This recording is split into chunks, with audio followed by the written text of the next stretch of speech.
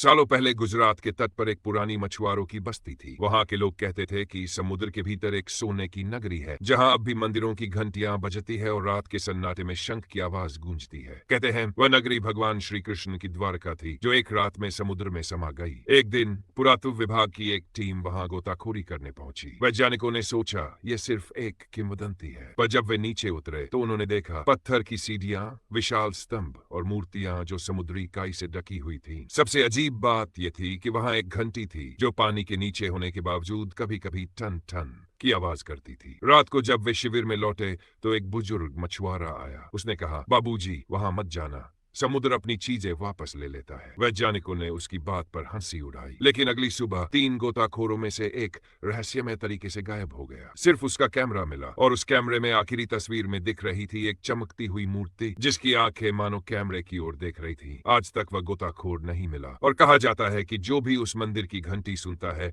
उसे समुद्र अपने पास बुला लेता है। क्या आप चाहेंगे कि मैं इसी कहानी को आगे बढ़ाऊं, यानी भाग 2 बनाऊं, जहां पता चले कि उस गोताखोर के साथ क्या हुआ? बहुत बढ़िया, तो लीजिए प्रस्तुत है डूबा हुआ मंदिर, भाग 2, समुद्र का बुलावा। भाग 2, समुद्र का बुलावा। अगले दिन समुद्र पर धुंध छाई हुई थी। टीम के बाकी 2 वैज्ञानिक, अर्जुन और मीरा, उस लापता गोताखोर राघव की तलाश में फिर से नीचे उतरे। रडार पर एक अजीब सिग्नल मिल रहा था, जो किसी धातु के गुंबद जैसा था। उन्होंने उसी दिशा में तैरना शुरू किया। कुछ देर बाद अचानक एक चमकती हुई दीवार दिखाई दी, जिस पर प्राचीन संस्कृत में कुछ लिखा था, ओपन कोट, जो समय के पार झांकेगा वह स्वयं समय में खो जाएगा, क्लोज कोट। मीरा ने जैसे ही दीवार को छुआ, समुद्र की गहराई में से शंख की आवाज गूंजी, ओ मम, और फिर वह दीवार अपने आप खुल गई। अंदर एक विशाल कक्ष था, बीचों बीच एक नीलम से बना सिंहासन, जिस पर कोई बैठा था। उसकी आंखें समुद्र जैसी नीली और चेहरे पर मुस्कान वही राघव, पर अब उसका चेहरा इंसान जैसा नहीं था।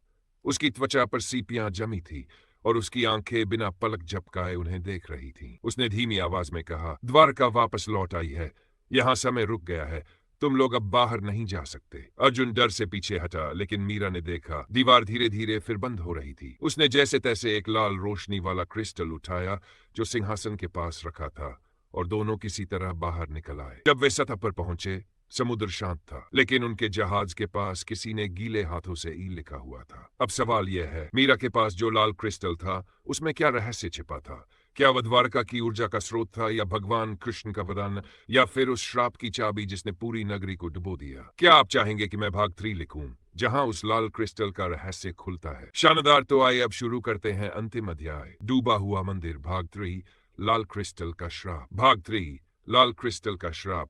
मीरा और अर्जुन जहाज पर बैठे थे। समुद्र शांत था, लेकिन हवा में एक अजीब सी गंध थी, चंदन और नमक की मिली जुली। मीरा ने धीरे से वह लाल क्रिस्टल अपनी हथेली में रखा। उसमें से हल्की सी गर्मी महसूस हुई और अंदर एक छोटा सा घूमता हुआ प्रकाश दिखाई देने लगा, जैसे उसमें कोई आत्मा बंद हो। अर्जुन ने उसे माइक्रोस्कोप के नीचे देखा तो हैरान रह गया। उस क्रिस्टल के अंदर द्वारका का नक्शा उभर आया था। हर मंदिर, हर गलियारा, सब कुछ बारीकी से अंकित था, सिवाय एक जगह के मध्य मंदिर, जहां से बाकी सब रास्ते शुरू होते थे। मीरा ने उस दिशा में गोता लगाने का निर्णय लिया।